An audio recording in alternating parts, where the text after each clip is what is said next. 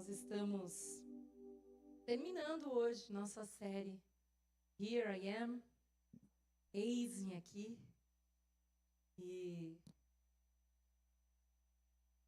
estamos nos deleitando na palavra do Senhor, amém? É um banquete. A verdade é que a gente às vezes nem percebe quanta generosidade Deus nos deu nos oferecendo a palavra dele, porque é uma grande riqueza, é o nosso melhor alimento. E hoje nós vamos mais uma vez nos deleitar nesse alimento que ele tem nos dado. Amém? Vamos para o texto? Mateus 28, do 16 ao 20. Todo mundo já conhece, mas eu sei que o Senhor tem coisas novas para falar conosco. Amém? Lugar errado? Minha linha. Pra cá? Aqui. Mais? Oh, glória. Os 11 discípulos foram para a Galileia, para o monte que Jesus lhes indicara. Quando o viram, o adoraram, mas alguns duvidaram. Então, Jesus aproximou-se dele e disse: Foi-me dada toda a autoridade nos céus e na terra. Portanto, vão e façam discípulos de todas as nações, batizando-os em nome do Pai, do Filho e do Espírito Santo, ensinando-os a obedecer a tudo o que eu ordenei a vocês. E eu estarei sempre com vocês até o fim dos tempos. Amém. Baixe sua cabeça rapidinho. Vamos orar. Pai, nós agradecemos tanto pela tua palavra e pelo banquete que a gente ainda não desfrutou, mas que a gente sabe que está disponível a nós. Nós nos colocamos completamente debaixo do poder do teu Espírito Santo, de convencimento. O Espírito que nos instrui, que nos ensina, que nos alinha, que nos faz acessar lugares que a gente ainda não acessou. E que a nossa mentalidade esteja completamente sujeita ao aprendizado que vem do céu, ao teu conhecimento nesta noite. Em nome de Jesus. Amém. Esse texto que a gente leu é conhecido como a Grande Comissão. Acho que até as crianças já conhecem esses versos. Você conhece? É claro, você é uma missionária, não é? Linda. Hã? Futura missionária. Aí, ó, pai, mãe. Já toma posse aí. Glória a Deus. Eu espero que não seja só ela corajosa a falar o que ela falou aqui hoje. Porque ela foi voz de Deus aqui. Se você ainda não entendeu, ela já entendeu. Ai, como Deus é lindo.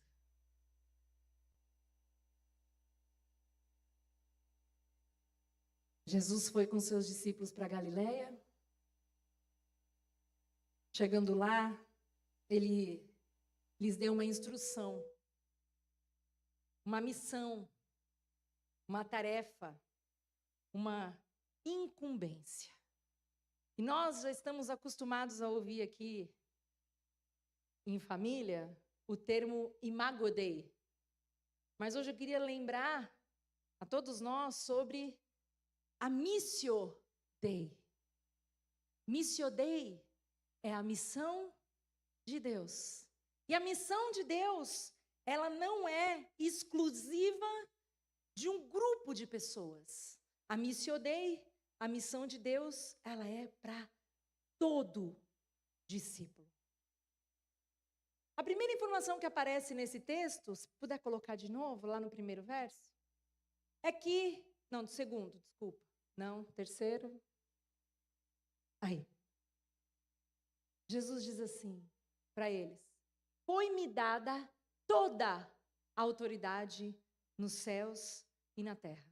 E pela autoridade que ele tinha recebido de Deus, do Pai, ele estava recrutando os discípulos a irem e a fazerem discípulos de todas as nações, batizando e ensinando-os a obedecer tudo que ele já tinha ensinado a eles.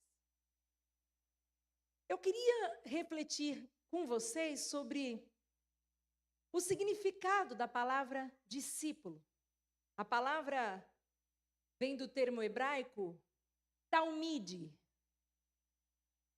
Talmide significa aprendiz, seguidor, aluno, educando, aquele que aprende.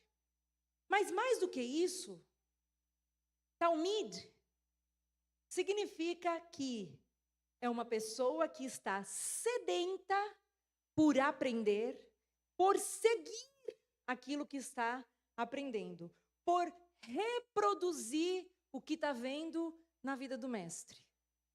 O talmide, que é o discípulo, ele imita o mestre.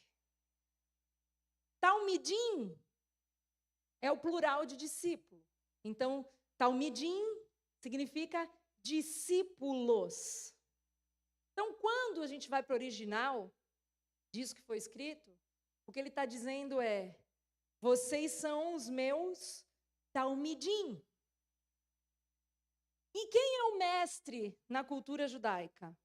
Quando a gente olha para todo esse contexto onde Jesus está inserido e onde esses discípulos estão inseridos, a gente percebe que na cultura judaica, o mestre, o grande mestre, é o rabino. Só que o rabino não tem apenas a incumbência de ensinar algo que ele aprendeu. Não, o significado do rabino, do que ele faz, é muito mais profundo. Porque se a gente procurar os originais, o termo rabi, que é mestre, rabino é o mestre de todos, e o rabi é o seu mestre. Então, quando você olha para Jesus, você fala, Jesus, meu rabi. E quando eu falo rabino, é o nosso mestre. Mas quando você olha para esse termo, talvez a gente empobreça um pouco quando a gente pensa num professor. Porque normalmente um professor, no secular, é uma pessoa que se forma, se capacita de alguma maneira, aprende um conteúdo e passa para o outro o conteúdo.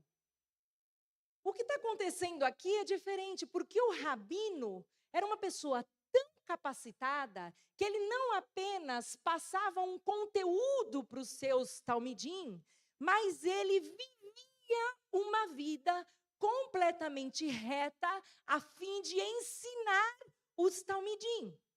Então ele era um guia, mas ele era também um capacitador. Um dos significados de rabino é aquele que edifica, aquele que eleva, aquele que leva o outro para um outro patamar, para um outro nível. Então, o compromisso do rabino não era abrir um caderno ou passar por uma lousa e ensinar alguns conteúdos, como normalmente se faz numa escola. É muito mais do que isso. O compromisso do rabino era fazer com que as pessoas que caminhavam perto dele, muito perto dele, mudassem completamente de vida, a partir do que ele não só ensinava, mas a partir do que ele vivia.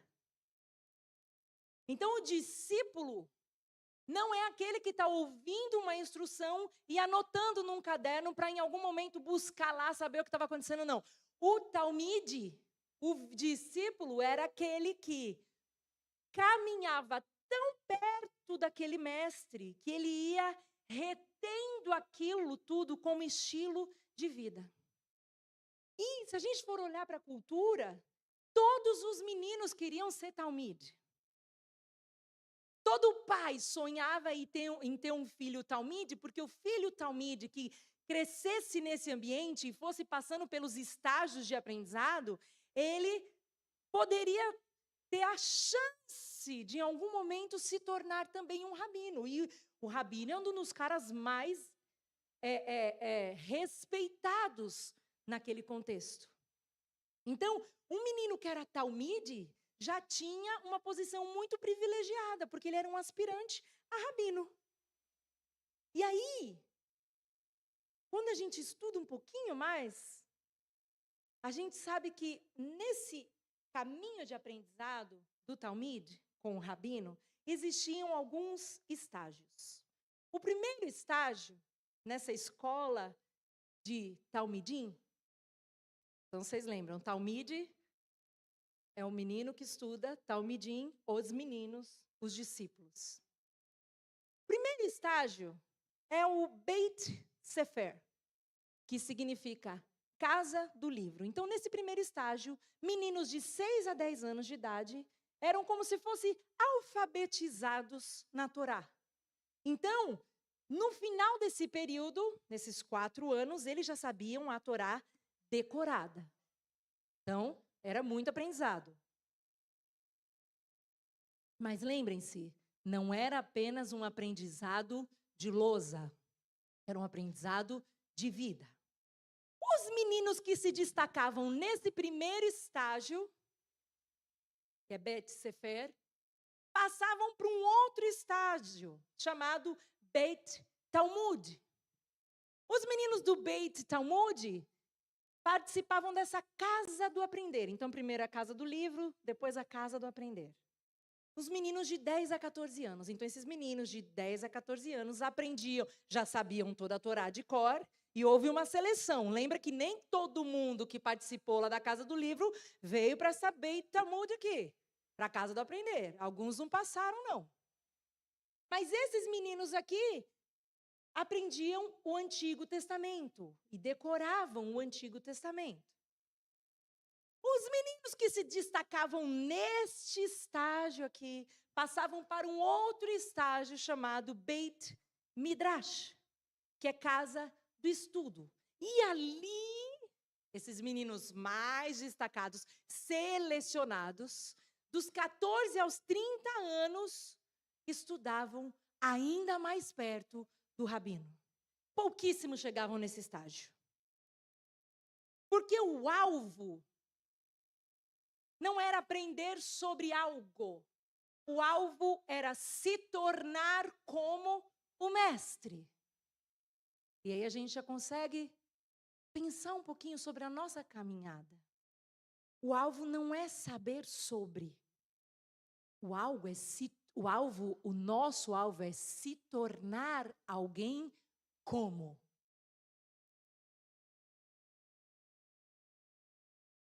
Esses meninos que passavam pela casa do estudo, esses talmidim, eram considerados como uma elite intelectual. Alguns deles moravam com o rabino. Eles viviam junto e seguiam na íntegra tudo que os seus rabinos ensinavam e seguiam os passos dos rabinos. Havia até uma recomendação para o Talmide que dizia assim: cubra-se com a poeira dos pés do seu rabi. O que isso significa? Ande tão perto do seu rabino, ao ponto de ficar coberto com a poeira que sai dos pés deles enquanto ele caminha.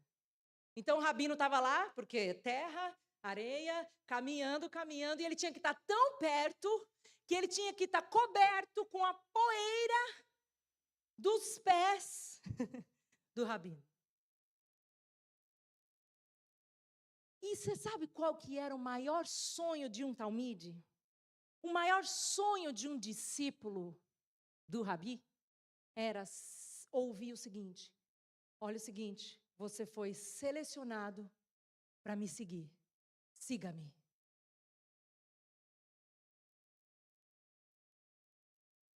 Ouvir essa frase é a maior realização da vida, porque imagina, ele já passou por todos esses estágios, e era uma honra ouvir do mestre falar: ó, você está pronto, me segue. Não era uma coisa simples.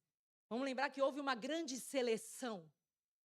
Tinha que ser inteligente, tinha que ser dedicado, tinha que querer aprender, tinha que querer se desenvolver, tinha que desejar aquilo. E a Bíblia fala que Jesus cresceu nesse contexto. Jesus cresceu numa família de judeus. E a palavra diz que ele vivia nas sinagogas, desde pequeno.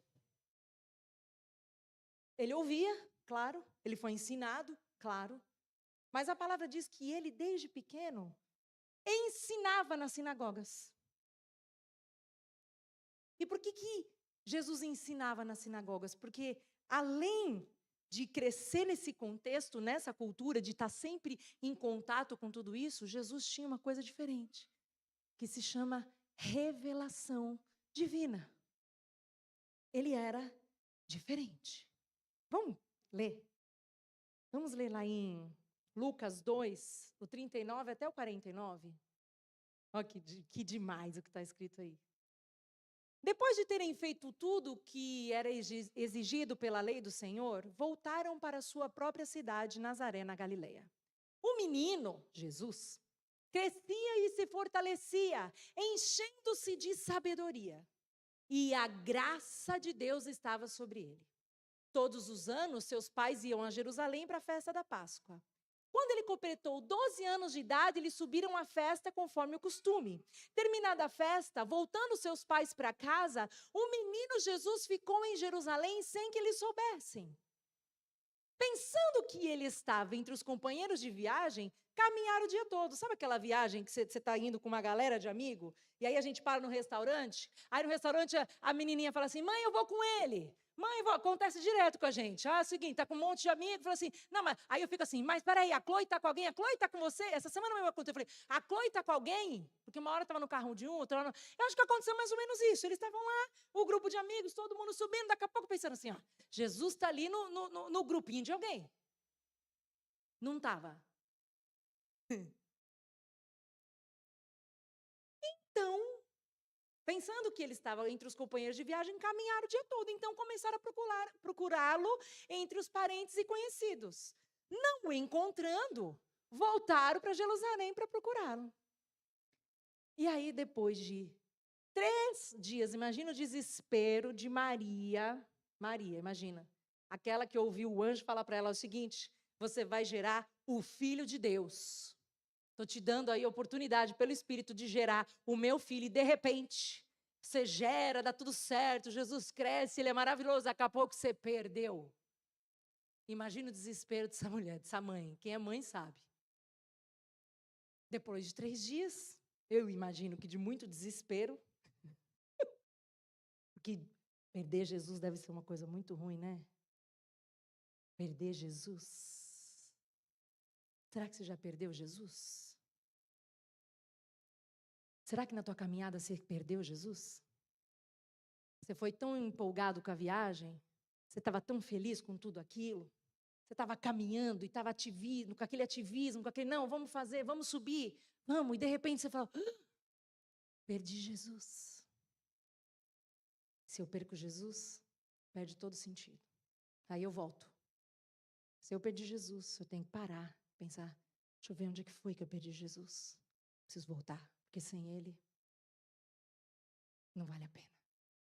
Sem Ele não dá para caminhar. Sem Ele eu não vou alcançar.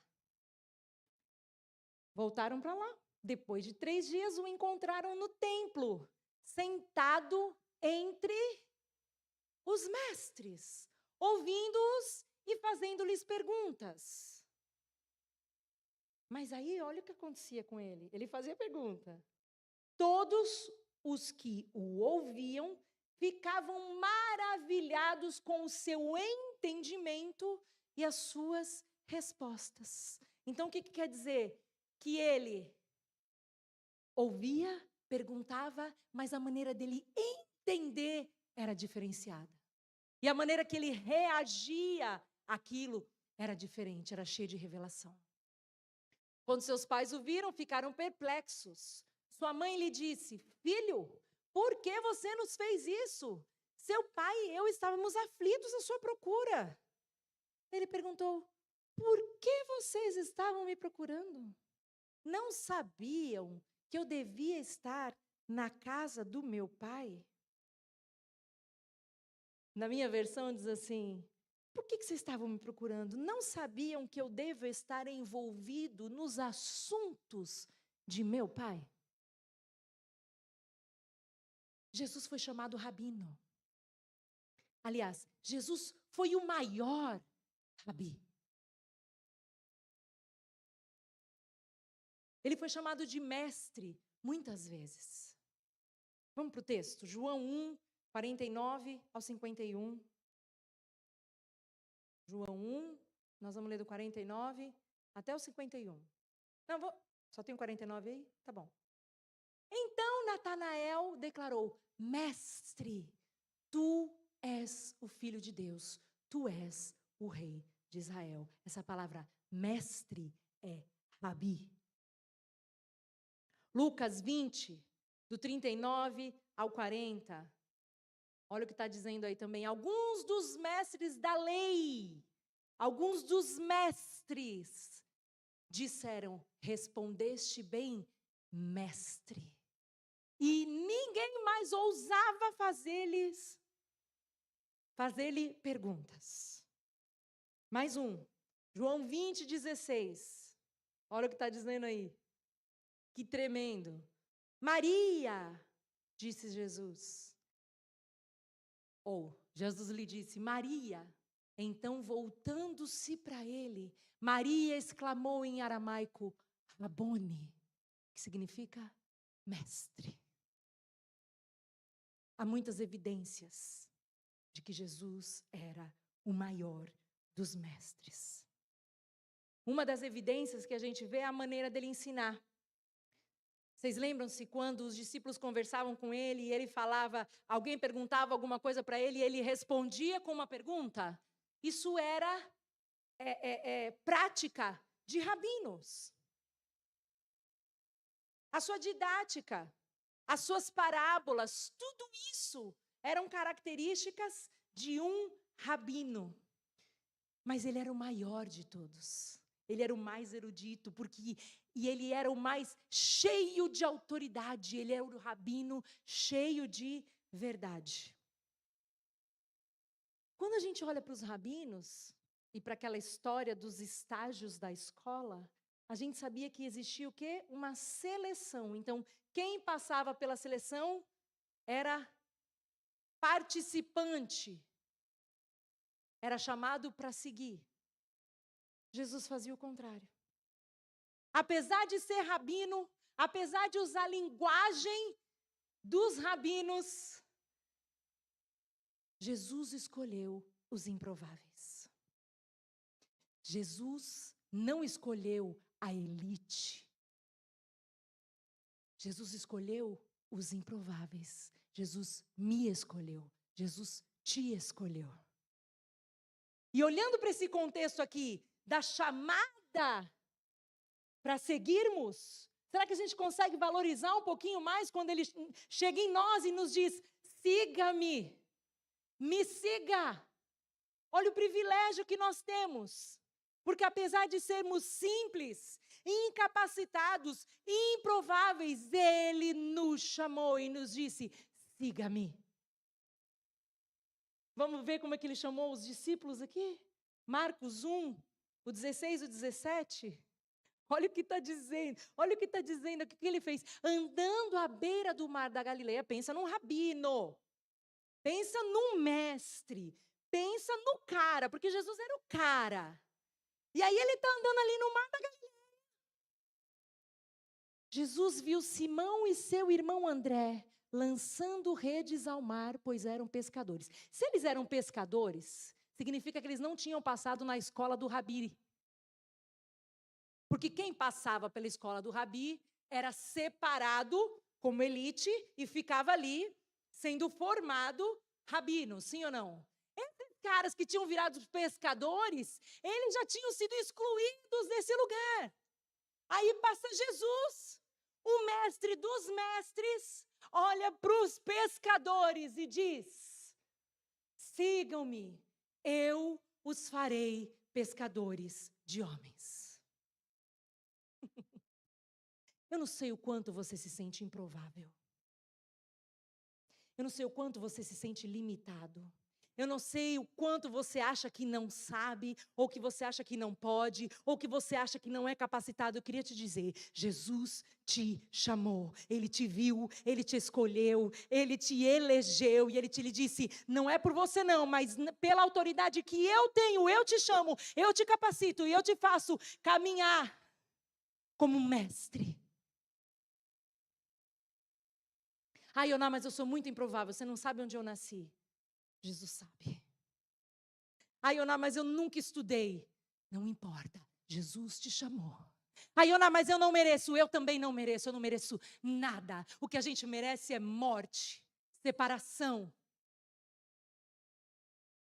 Mas Ele te chamou. E eu não sei se você já conseguiu olhar isso como um privilégio.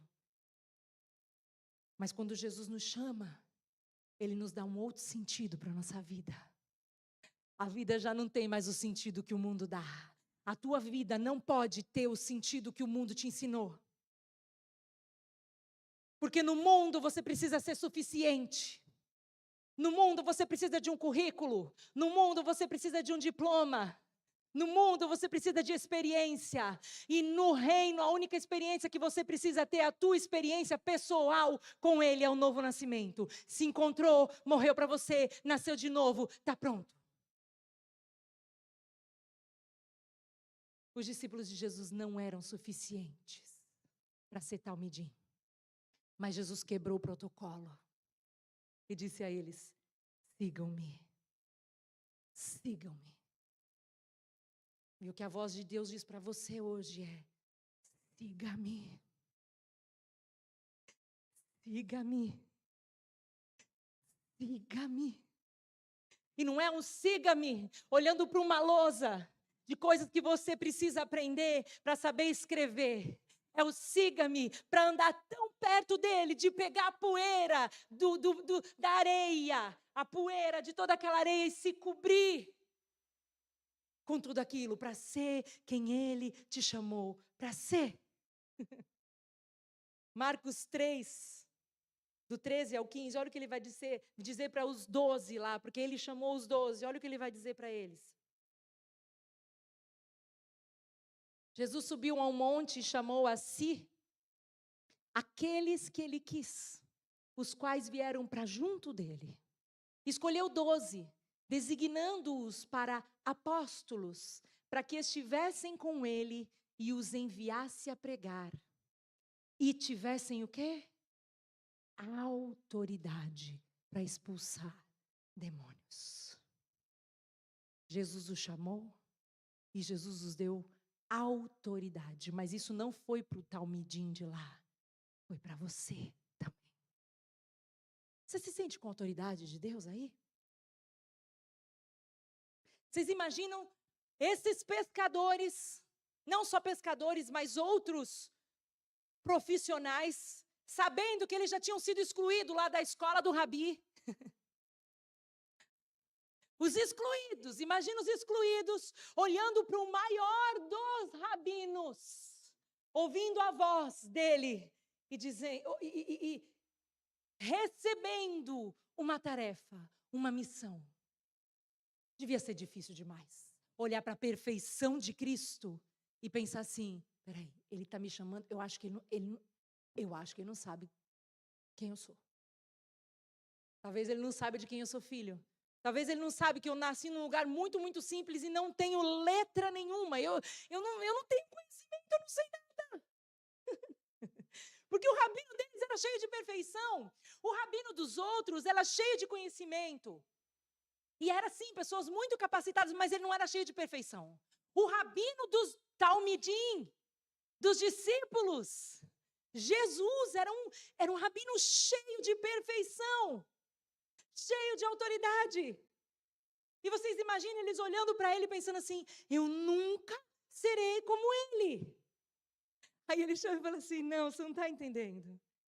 Eu chamei vocês porque o meu Pai me deu autoridade para que vocês também façam o que eu faço e façam obras maiores ainda, não porque vocês podem, não porque vocês sabem, não porque vocês têm diploma, não porque vocês têm uma herança, uma família, não porque você nasceu num berço de ouro, mas porque a partir do que eu fiz, vocês são chamados de filho.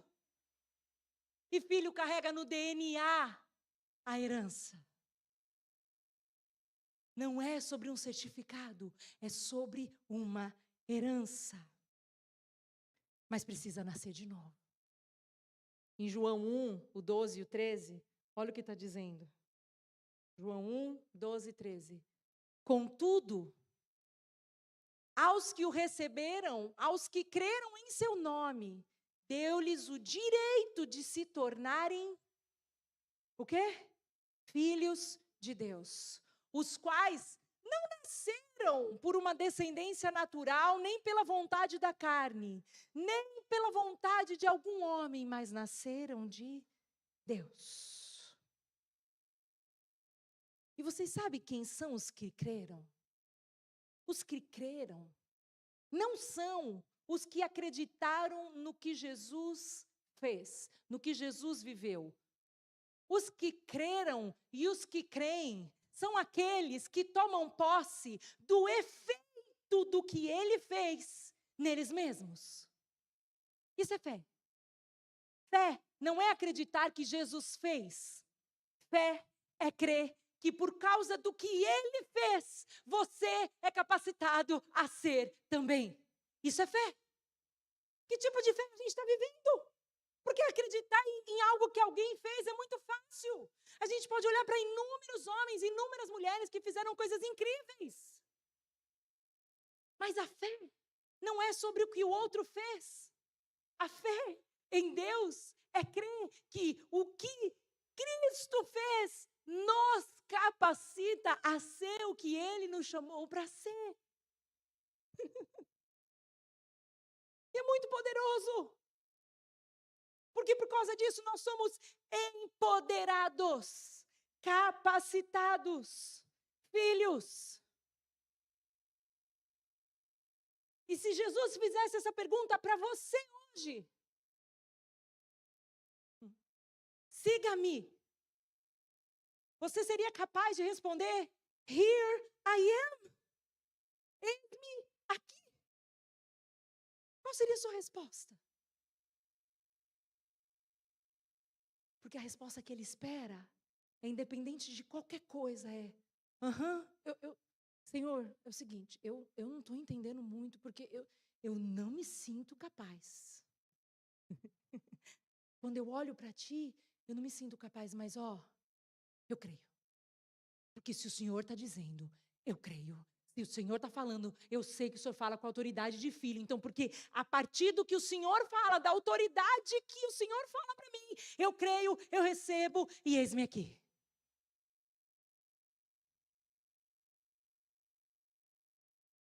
Agora a gente precisa parar para pensar, né?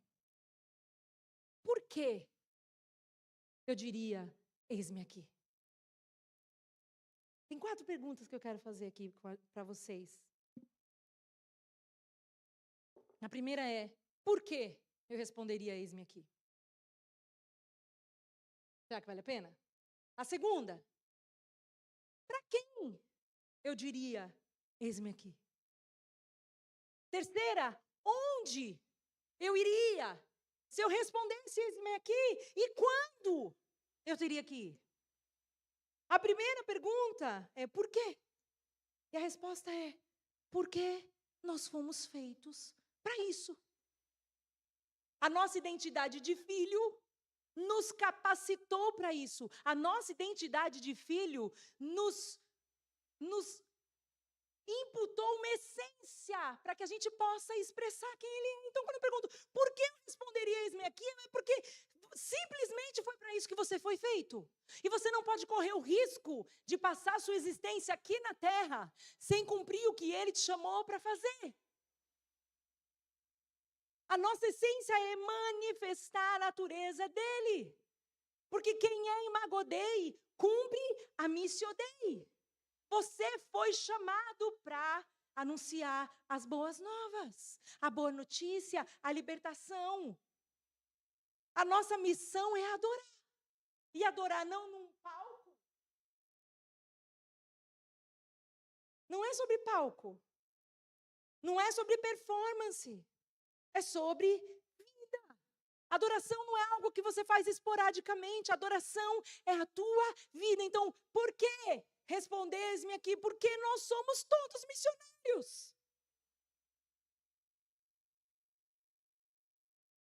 E a nossa missão é deixar de viver para nós.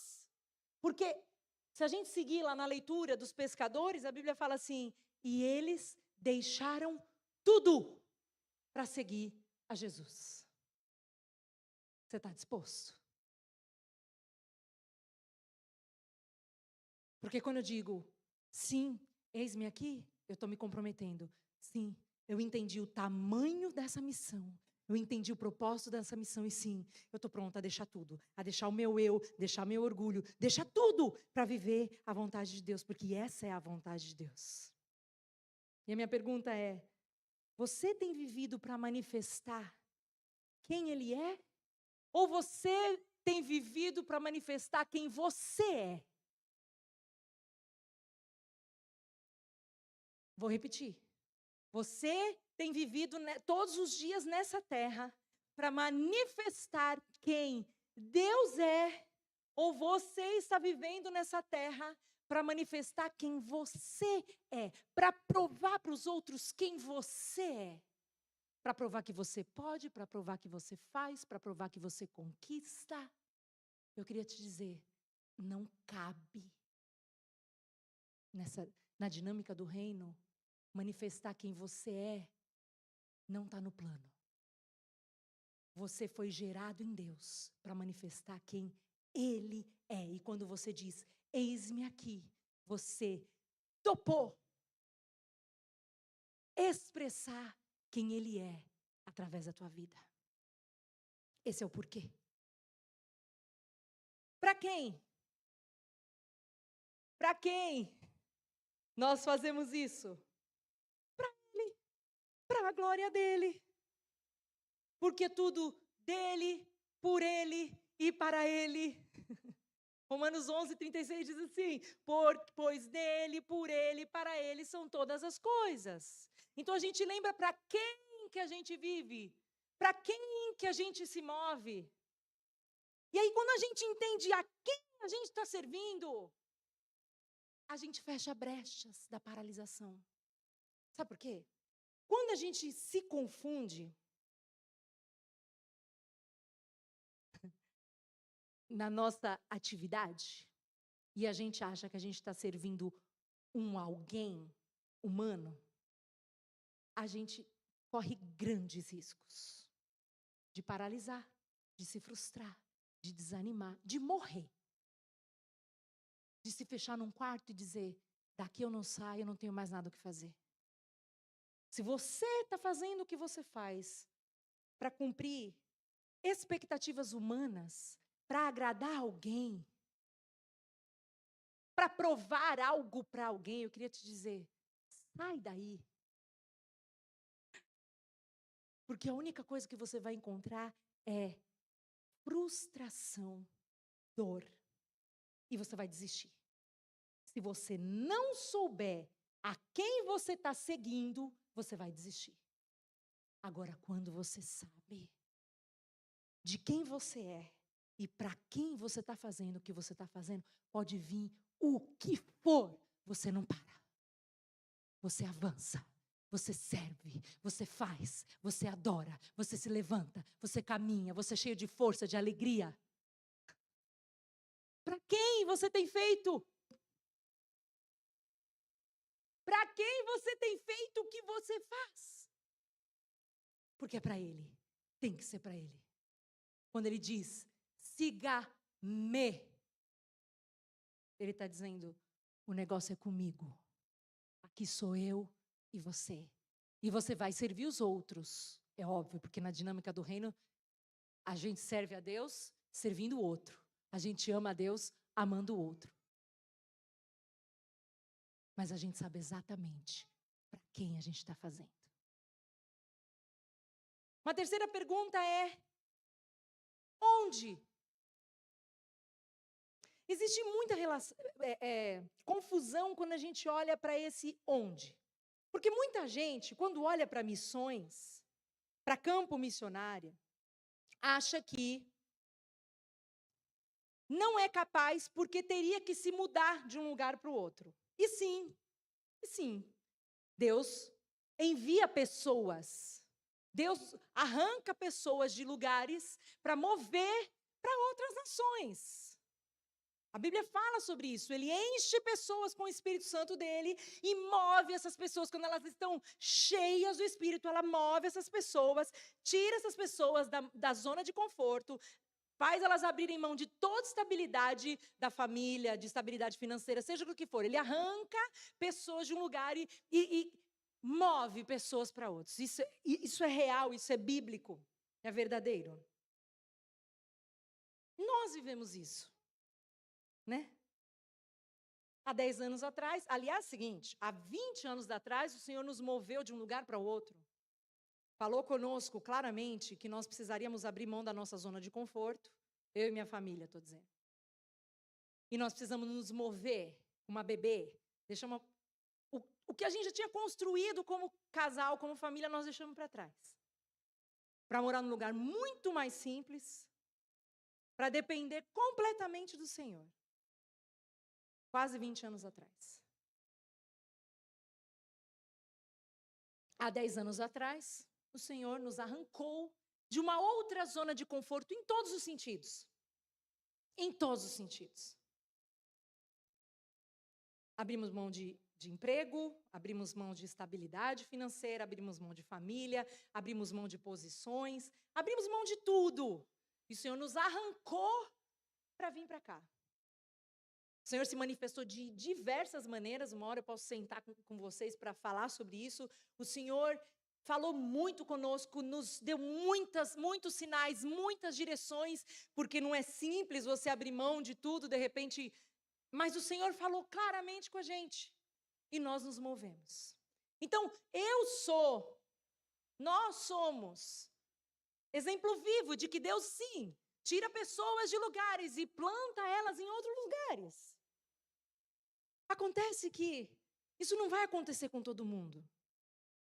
Agora, não é porque Deus não te moveu de um lugar para outro, para que você pregasse o Evangelho, que você vai ficar fazendo o que você está fazendo, no lugar onde você está fazendo, com a motivação errada. Porque se Deus ainda não te arrancou de um lugar físico, onde você está, para que você pregue às nações, significa que Ele quer que você seja um missionário, porque todos nós somos missionários. Coloque isso aí no teu coração. Eu sou missionário porque eu sou talmidim. Eu recebi uma ordem, Então, se Deus não te arrancou do lugar onde você está, significa que você precisa ser esse missionário onde você está, com as pessoas que estão ao seu redor. E a tua casa é o teu primeiro campo missionário. Se você não conseguiu ver a sua família, seus filhos, seu cônjuge, como pessoas que precisam conhecer a Deus a partir da tua vida, talvez você não tenha entendido muita coisa. Agora eu tenho uma pergunta para você. Quem é o missionário que o teu cônjuge tem visto? Você é um missionário, sim ou não? Nós somos. Você tem sido um missionário na vida do teu cônjuge? Você tem sido um missionário na vida dos teus parentes? Quem é o missionário que os teus parentes têm visto? Quem é o missionário que o teu patrão tem visto? Quem é o missionário que os teus empregados têm visto? Será que as pessoas que estão em volta de você conseguem ver a convicção do evangelho que você carrega? Porque precisa ter muita convicção. E se você não tem convicção, peça ao Senhor hoje que te encha de convicção, porque isso é a verdade. E muita coisa que a gente não vive é porque a gente não creu. Seus filhos, na mesa da tua casa, têm visto a tua paixão por Cristo? Os teus filhos que estão sentados ao teu redor na tua mesa, têm visto um pai e uma mãe inundado de paixão por Cristo? Porque é isso que nós precisamos ser. As pessoas com as quais você convive te reconheceriam como um apaixonado por Cristo? Como um talmid? Será que nós temos sido talmid? Ou será que a gente tem se distraído com as coisas desse mundo, com as tristezas desse mundo, com as frustrações, com as circunstâncias que estão ao nosso redor e a gente se esqueceu que Ele é o nosso maior motivo? O que queima aí no seu coração? Homem, pai de família, em nome de Jesus, o que teus filhos têm visto em você? O que está queimando em você? O que seus filhos diriam sobre você? Vocês já viram aquelas propagandas de Dia das Mães, onde eles vão e entrevistam as mães longe dos filhos, e aí eles vão dizendo o que vê, né? Ah, minha, vejo isso na minha mãe. Aí a mãe vai lá, depois assiste os filhos falando e chora. Poxa, meu filho vê isso em mim, meu filho vê aquilo em mim. Eu queria te fazer essa pergunta. Se o seu filho fosse entrevistado e perguntassem para ele, qual é a maior paixão do teu pai? O que seus filhos diriam? Qual é a maior paixão da tua mãe? O que os seus filhos diriam?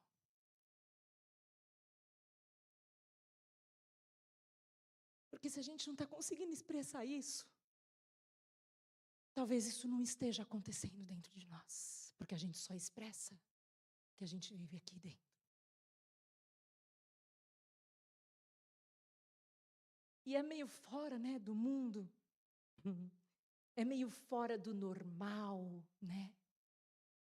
É meio fora do esperado. Isso parece um negócio meio fora. Só que isso é evangelho. O evangelho precisa estar queimando dentro da gente. Porque se a gente se chama a igreja e não está queimando, quem vai transformar esse mundo? Quem?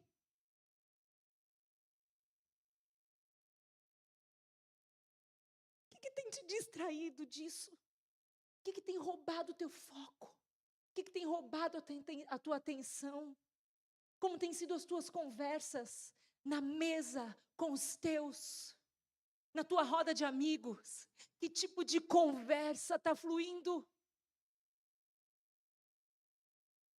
Porque não adianta.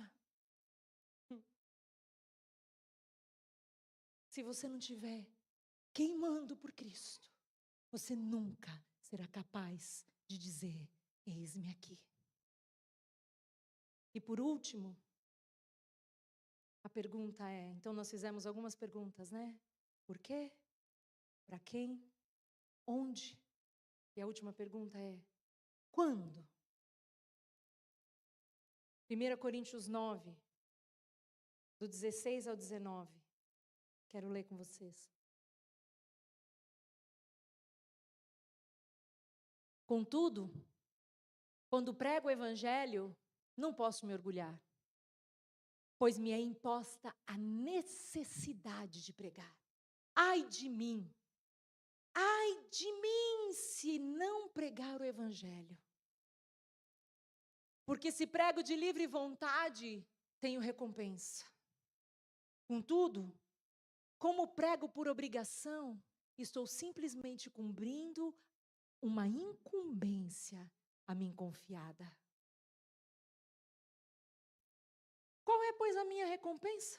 Apenas essa, que pregando o evangelho, eu o apresente gratuitamente, não usando assim dos meus direitos ao pregá-lo. Porque, embora seja livre de todos, me fiz escravo de todos para ganhar o maior número possível de pessoas.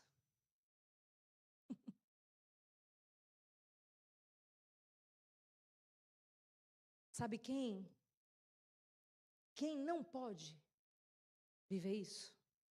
Quem não nasceu de novo. A única pessoa que não pode fluir dessa maneira é quem não nasceu de novo, porque quem já nasceu de novo, já recebeu o Espírito Santo e já está pronto, capacitado para viver essa missão. Você está disposto a viver? Você está disposto a responder? Ou você tem aberto mão da missão que Deus te deu? Não abra mão da missão que Deus te deu, porque Ele já te capacitou. Ele já depositou a autoridade dele sobre você, para você cumprir uma missão. Ele não é um pai que exige algo do filho, sem que esse filho possa cumprir. Não. Ele é o pai que chama o improvável. É o pai que resgata aquele que não tem nada para oferecer. É aquele que perdoa aquele que é todo errado. E diz para ele: vem, que eu vou te transformar, para que você seja a minha imagem e transborde a minha essência, onde quer que você esteja. Essa é a igreja de Cristo. E nós devíamos nos recusar a viver qualquer outra coisa. Por quê? Sabe por quê? Vamos voltar para os primeiros versos que a gente leu? Mateus 28, 16 ao 20. O último verso, o 20, diz assim: e eu estarei sempre com vocês até o fim dos tempos. Quando ele está dizendo, e eu estarei, ele não está dizendo assim, e eu vou estar lá do teu lado. Eu vou estar lá te empurrando. Eu vou estar lá soprando. Não, é mais do que isso. Quando ele diz assim, ó, e eu estarei com vocês. Sabe o que eu entendo? Ele está dizendo assim, eu estarei em vocês. Se você ainda não sentiu o privilégio de carregar essa autoridade, eu queria te convidar a se arrepender. Se arrependa. Será que você está disposto a permitir que o Senhor abra os seus olhos espirituais hoje? É quando a gente vai ficar pregando evangelho de papel? Não é sobre um papel. Não é sobre uma lousa onde está escrito o que você precisa fazer. É algo que foi gerado no mundo espiritual e depositado em você. Pode ser que até hoje você não tenha entendido. Mas se você hoje desejar entender, eu queria te dizer, está disponível. Está disponível para você. Então feche os seus olhos, vamos orar. Porque o Espírito Santo, e só o Espírito Santo é capaz de gerar em você essa convicção. Pai,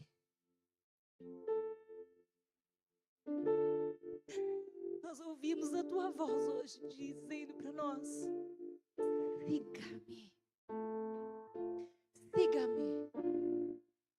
Nós somos tão pequenos, nós somos tão improváveis, nós somos tão falhos, mas sim, com toda a humildade do nosso coração, a gente aceita o teu chamado.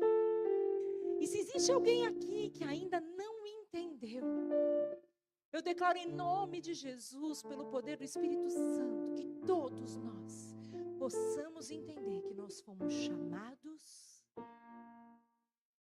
que isso é um grande privilégio e que pelo teu Espírito nós já somos capacitados a dizer: eis-nos aqui. Não permita que a gente caminhe nesse mundo olhando para um papel, olhando para uma lousa e aprendendo do que nos falaram, do que a gente ouviu falar. Não. Mas que a partir de hoje nós possamos realmente tomar posse de uma natureza tremenda, forte, poderosa, cheia de autoridade para cumprir a missão que o Senhor depositou em nós e deseja fazer através de nós. Eu Eu declaro em nome de Jesus que se existem fortalezas na mente de alguém aqui, que essas fortalezas caiam. Caiam fortalezas e nova mentalidade seja gerada. Nova convicção seja gerada. Para que a gente realmente saiba o porquê, para quem, onde e quando. Quando? Hoje. Hoje. É para hoje, não é para amanhã. E nós dizemos que sim, nós estamos dispostos. Nós estamos dispostos como igreja tua, em nome de Jesus. Amém.